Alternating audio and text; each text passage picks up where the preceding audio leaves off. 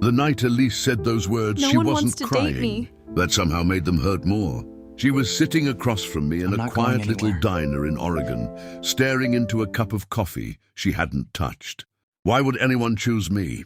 Before we discover why Elise had stopped believing she was worthy of love, take a moment to like this story, subscribe to StoryMun, and tell us in the comments where you're watching from. Because sometimes the person who says, "I'm fine," is the one silently hoping someone will prove they're worth staying for. Let's begin. I met Elise at a neighborhood bookstore.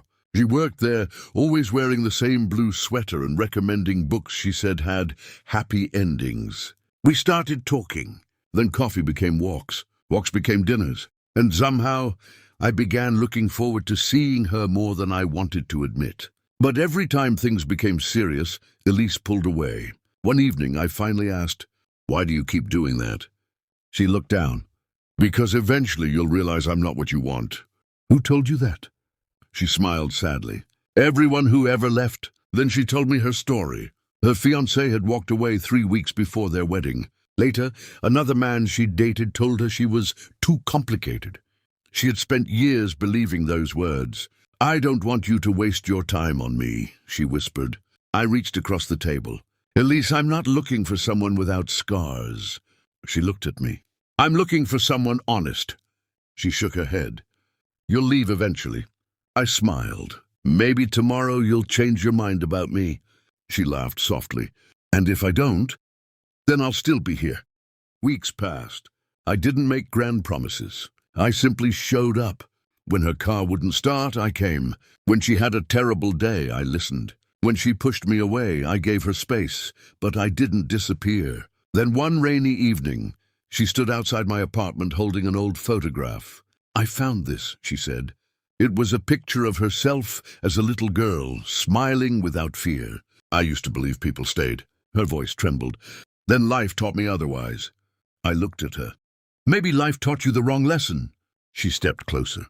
"What if I'm still afraid?" "Then be afraid." "What if I ruin this?" "Then we'll talk."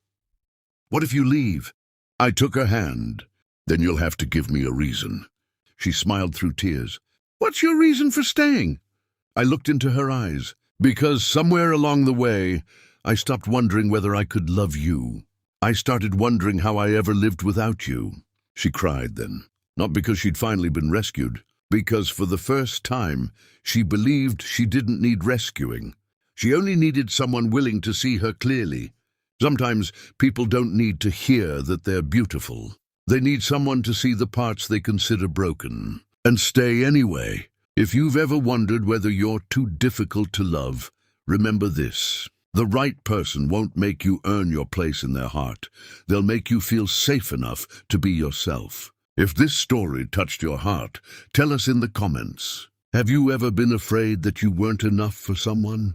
Thank you for being part of StoryMun. Come back for our next story. Because sometimes the person waiting for love isn't asking for perfection. They're simply waiting for someone to say, "I see you, and I'm still here."